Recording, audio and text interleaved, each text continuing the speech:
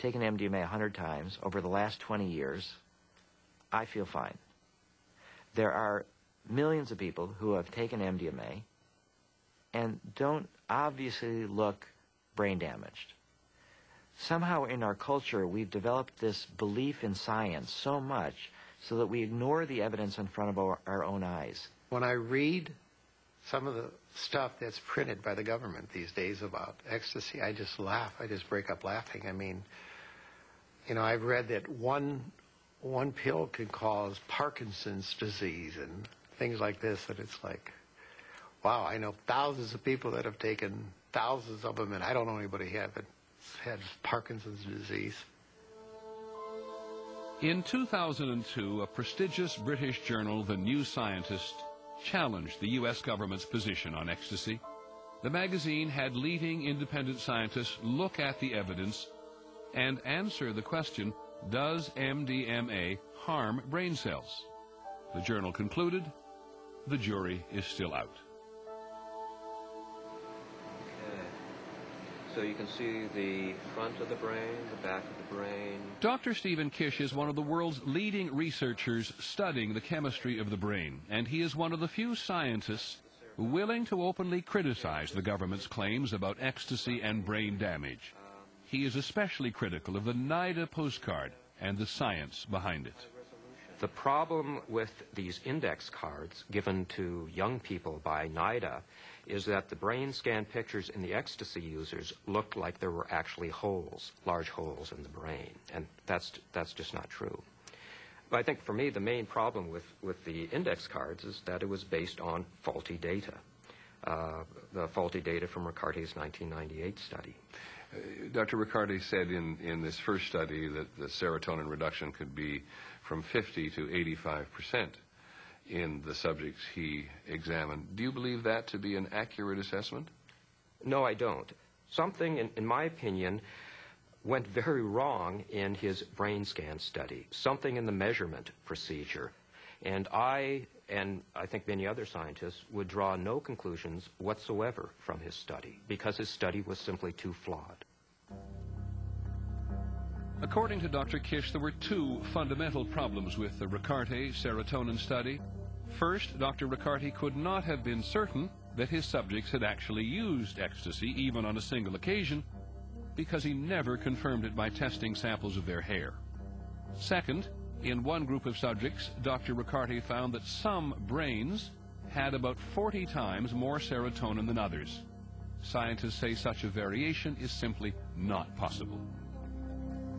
Dr. Kish and other scientists now point to a German study as the most important one in the field.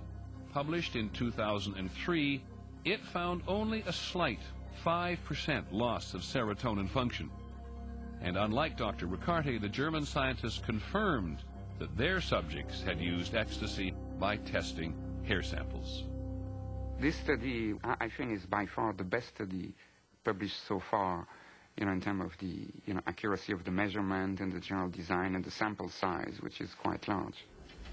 Dr. Mark Laruelle studies the effects of illegal drugs on the brain. He is one of the leading brain imaging experts in the world.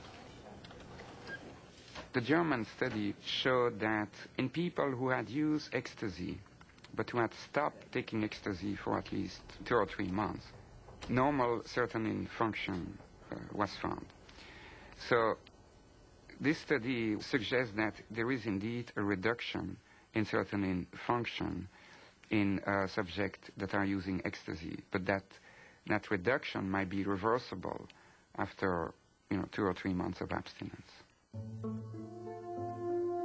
So the German study suggests that the U.S. government's claim that ecstasy causes devastating, irreversible brain damage was a dramatic exaggeration of the risk. Ricarte published a finding indicating a massive, almost a near total in some brain areas, 50 to 85%, a massive loss of the serotonin marker. And the Germans, instead of finding this massive loss, they reported just the slightest 4 to 5% change. But still, I would suggest that the public should hold off on final judgment on this question. We only have one study, the German study, that we put some faith in. I would like to see The German results replicated. But if I hear you correctly on the first Riccardi study, you just think it's plain bad science. Yes. But you'd have to ask Riccardi why did he make those statements? ABC News did ask Dr. Riccardi many times for a television interview to discuss his work, and he never responded to our requests. And remember Dr. Riccardi's 2002 study, the one that claimed humans could develop Parkinson's disease from one common recreational dose of ecstasy? This dire warning was based on experiments performed on monkeys, injected with what Dr. Riccardi claimed was ecstasy. Other items in the national news tonight. One of the country's leading researchers into the effects of the drug ecstasy has admitted a major flaw in his research. Dr. George Riccardi of Johns Hopkins University has retracted a study published last year which claimed that a single night of using ecstasy can cause serious brain damage and even Parkinson's disease. Dr. Riccardi admitted he mistakenly gave methamphetamine, a far more toxic substance than ecstasy, to the monkeys he used in the study. In his retraction letter to the journal Science, Dr. Riccardi blamed his problems on a labeling error by his pharmaceutical supplier, RTI International. The company has rejected the doctor's story, saying it found no evidence of a labeling error. Young people don't believe, many of them, that MDMA causes holes in your brains, will profoundly inhibit your ability to be a student, or reduce your capacity for emotional expression, because they don't see that directly. So I think that that kind of exaggeration of risk is harmful in and of itself, more so even than the drugs, because it causes people to believe nothing that they're told. The government-funded studies, they seem to be funding studies that are guaranteed to find something wrong with it. I mean, I just don't trust them. I'll tell you what, I think the government loses credibility every time they lie about the drug. Every time I hear something which is patently untrue about the drug, it just makes me think, well, they're going to lie about everything. There's a very, very heavy cost to the process of devaluing information that comes from the government. Lincoln was right. Public trust in government is a precious resource. And there's a question about how much of it we want to squander on telling kids not to use drugs. If the government took a more honest approach and was more respectful of people's intelligences, I think they would actually build credibility instead of just derision. We said at the beginning of this program that ecstasy is a nightmare for the government's drug controllers, and in part it is a nightmare of their own making. The government has been determined to stop the spread of ecstasy by making dramatic claims about brain damage that are exaggerated and unconvincing, and the ecstasy users we talk to are simply not listening. This year, if current trends continue, 1.8 million Americans will try ecstasy for the first time. Only marijuana will attract more first-timers. And the government's message is still, just say no. Autopsy report, case number 00-. The body is that of a well-developed, well-nourished adult Caucasian female. The latest campaign against ecstasy is now focused on the tragic fact that people have died from taking the drug. Cardial surfaces of the 280-gram heart. But even a former director of the National Institute on Drug Abuse describes the risk of death as minimal. Do you believe that pure ecstasy can cause people to die? I think that there are some individuals who are especially vulnerable to this drug, and it will kill them. Are there a lot? I don't believe that there are a lot.